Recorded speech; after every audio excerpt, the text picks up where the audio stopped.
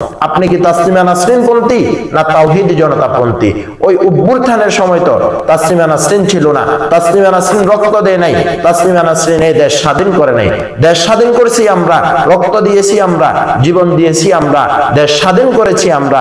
এখন আপনি আমাদের রক্তের উপর ভর করে আপনি উপদেষ্টা হবেন, আবার আমাদের তাওহীদি জনতার বিরুদ্ধে কথা বলবেন।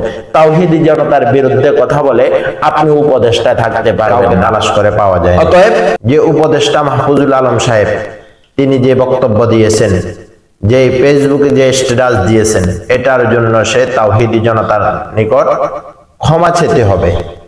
এই ক্ষমা প্রকাশ্যে সে ক্ষমা চেতে হবে, হয়তো ক্ষমা চাবে, না হয় সে পদত্যাগ করতে হবে। সে কিসের জোরে, কিসের বলে সে তাওহীদি জনতাকে নিয়ে, ওলামায়ে কেরামকে নিয়ে এভাবে লিখতে পারবে, এভাবে ভয় দেখাতে পারবে? তার তো অস্তিত্বই ছিল না।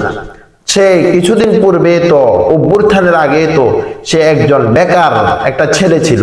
আজকে সে আমাদের রক্তের উপর ভর করে, আমাদের শক্তির উপর ভর করে, ছাত্র জনতার শক্তির উপর ভর করে আজকে তারা উপদেষ্টা হবে, আবার আমাদের বিরুদ্ধে কথা বলবে, তাওহীদি জনতাকে নিয়ে বাজে মন্তব্য করবে।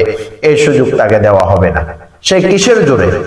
তাসলিমা নাসরিন আজকে যার পক্ষে সে কথা বলতেছে, তাসলিমা নাসরিনের ইতিহাস আপনি দেখেন নাই?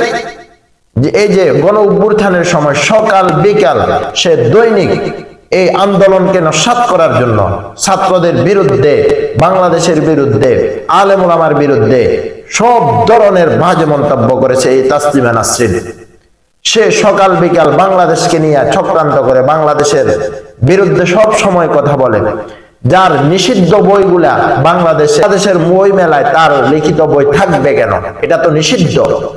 এটা ছাত্র জনতা তাদেরকে জিজ্ঞাসা করেছে, জিজ্ঞাসা করা মাত্রই ছাত্র জনতার উপর খেপে যাবে। আর এইদিকে আমাদের মাহফুজ সাহেব, উপদেষ্টা মাহফুজুল আলম সাহেব, তিনি আবার তাসলিমা নাসরিনের গুণ গাইবেন, তার দিকে যাবেন। এগুলা কিসের আলামত? এগুলা জাতি জানতে চায়। এগুলা আপনার কাছে আমাদের প্রশ্ন। আপনি কি তাসলিমা নাসরিন পন্থী না তাওহীদি জনতা পন্থী?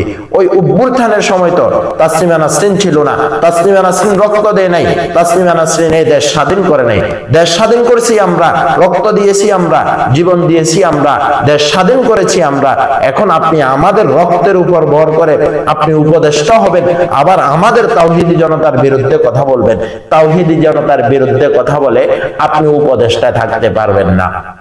অতএব আপনি যে অন্যায় করেছেন আপনি জনসম্মুখে এর ক্ষমা চেতে হবে। যদি ক্ষমা না চান আপনি পদত্যাগ করতে হবে। এটা 92 ভাগ মুসলমানের দেশ বাংলাদেশ। বাংলাদেশের মধ্যে 92 ভাগ মুসলমানের দেশে যেভাবে মন চাইবে সেভাবে ইসলাম নিয়ে, কোরআন নিয়ে, হাদিস নিয়ে, তাওহীদি জনতাকে নিয়ে কথাবার্তা বলার এই সুযোগ আর এই বাংলাদেশের মানুষ দিবে না ইনশাআল্লাহ।